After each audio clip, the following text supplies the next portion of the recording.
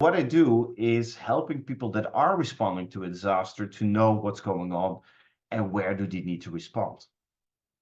And I've been doing that since 2010. And this is a picture a few years later in Nepal after the earthquake in 2015, doing the same thing, responding to the earthquake, but not just pulling people from the rubble or delivering direct food or aid, but helping all these agencies that come in to coordinate. So this is a bit my background. On the one hand, I'm a computer scientist, an engineer, a researcher, and a lecturer at a university in academia. On the other part, there is a crisis management part in me. I am a trained responder for the European Union, for the United Nations, as was mentioned by Caroline. Indeed, the UNDAC system, the United Nations Disaster and Assessment Coordination System, and do the same thing for the European Civil Protection Mechanism and for the Red Cross. And where needed, I do it for other agencies as well. So I'm trying to do a little bit of both. I have my own expertise and experience, and I'm trying to put it into practice where I can. I believe that scientists should not just be sitting at the university writing papers, but we should be out there making a difference, learning from real life, and then using that to inspire our research. So what I want to focus in terms of content today a little bit more is about crisis management. So I think Michael and Caroline introduced this concept of humanitarian aid. And actually, I focus on a subset of humanitarian aid, which is crisis management. And if you look at this cycle, there is this immediate thing that happens when there is a disaster. People respond, save lives, but then there's also reconstruction, there's learning from disasters, and there's preparing for the next one. So the thing that me and that I and my team focus on is really this initial part, when something bad happens. And maybe that's a question to you in the audience. You could type the answer in the chat. Have any of you ever experienced a disaster or a catastrophe or a crisis? Hurricanes or floodings or something else maybe that you've been in?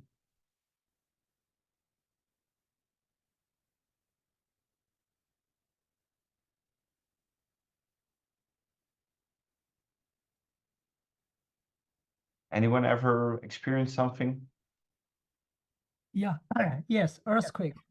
Yes, Michael, earthquake? Yeah. Where did you experience that one? Which in one? China, in Beijing. It's a long time ago. Okay, Long time ago. a long time ago. 76. Yeah. 76. Was it a big one? A very big one. Yep. Yeah.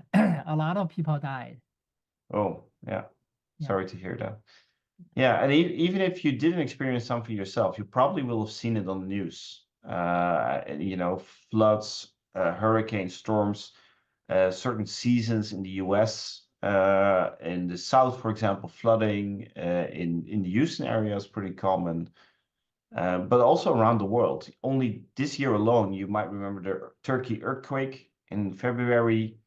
We recently had the earthquake in Morocco as well. And then that's even only talking about what we call natural disasters. We're not even talking here about things that are happening in Israel and Gaza at the moment, or other places, or the Ukraine at the moment. So the way to look at these areas, and I'm just giving you the broad outline so it helps you if you ever talk to people in the humanitarian field. If something bad happens, the very first thing we do is to make sure that not more people die. That's really rescue operations or civil protection. For example, those are the things that the Department of Defense does in the US, the emergency services, or FEMA. The second step that we do is humanitarian aid. So we make sure that people at least have a place to live, that people have food, income. So we make sure that we go back to what was there before, that people have income, livelihood, standards. So that part is called humanitarian aid. And then there's also the category of development aid. So that's not just giving people things to go back to what it was before, but making things better. And The timeline here doesn't really match because the first part, rescue operations, only last for about 3 weeks. Humanitarian aid can last anything from these 3 weeks, 3 months, 3 years, depending on the country. And development aid takes years, decades to improve a country's infrastructure. And of course, in reality, those things are linked to each other. They flow into the next one. So a way to think about the difference when people talk about emergency response, humanitarian aid, and development aid is this. Emergency aid is really when something bad happens, make sure that we don't get more damage, not suffer more, that not more people get injured or die. Humanitarian aid is making sure that we go back to the situation that people have income, stability, livelihood, food, and so on. And development aid is improving that baseline that people are. Especially if you will join HMPW, the humanitarian conference later this year, that distinction is good to know. We'll tell you more about. So disasters, what actually is an emergency that we respond to? So again, an open question to you. What do you think makes a disaster? When is something a disaster or a crisis?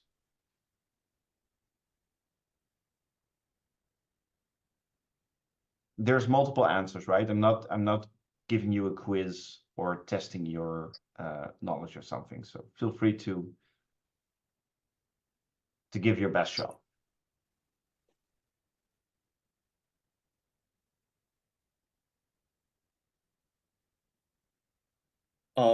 I guess for me, probably when a large number of people either was injured or killed.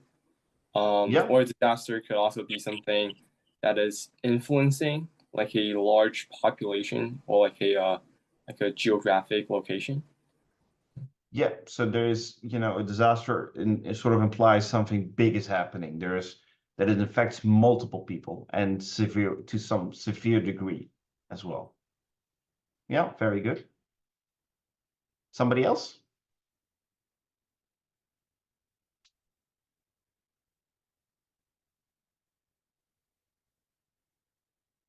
Maybe an easier question, if I would ask you to give me an example of a disaster, you can type it in the chat. What will be an example of a disaster you would think of?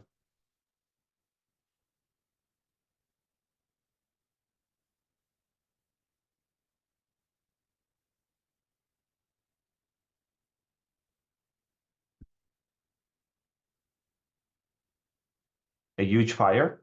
Yeah, absolutely. I think in the summer in California, a lot of wildfires, even in Canada. Natural disasters, flash floods, tornadoes. Very good. Yeah, so probably like a huge flood or something. Yeah, mass flooding, flash flooding. Yeah.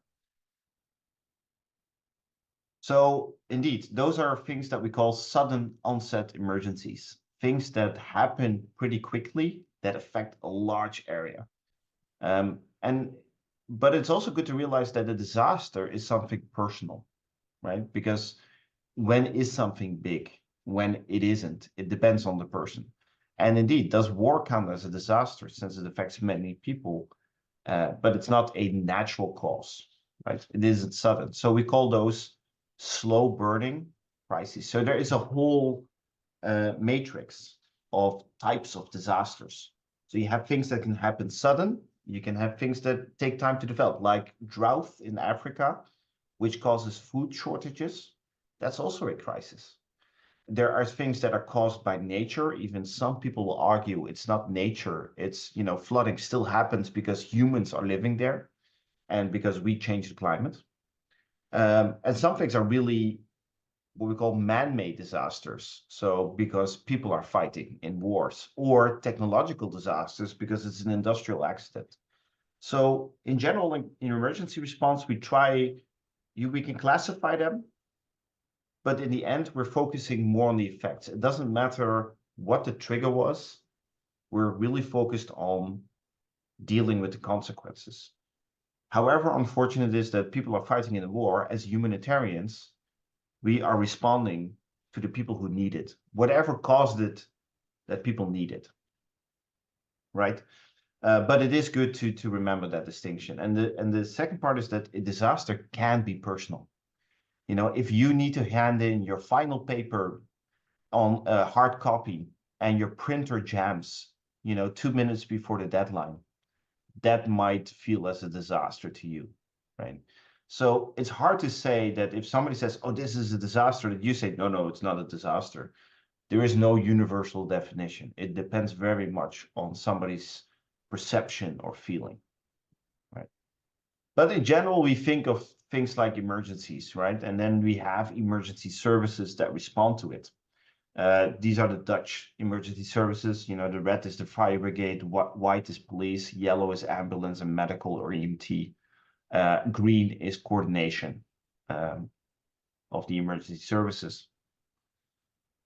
But if something happens that the emergency services can't handle it anymore, we need to rely on others. So if the emergency or the disaster exceeds what the emergency services can do, we need to call in reinforcements.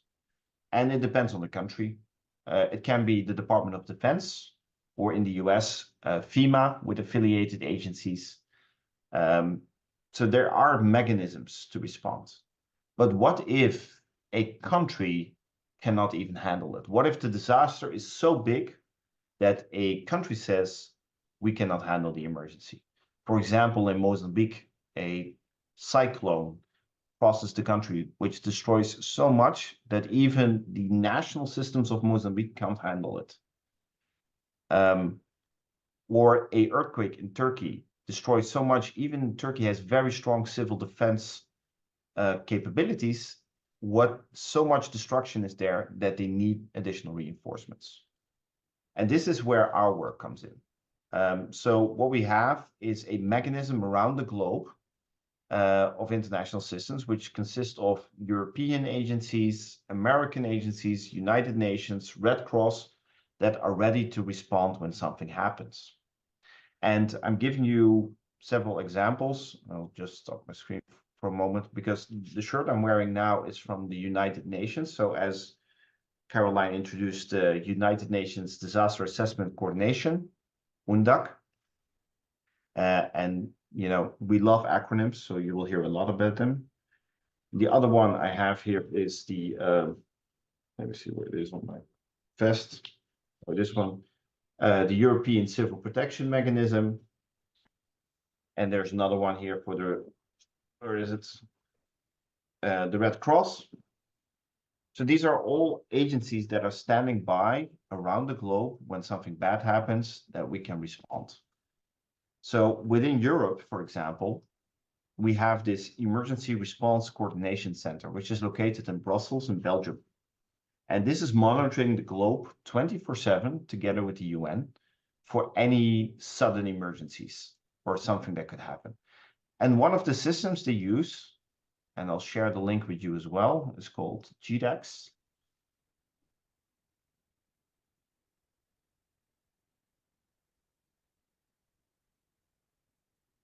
Let me pull up the system.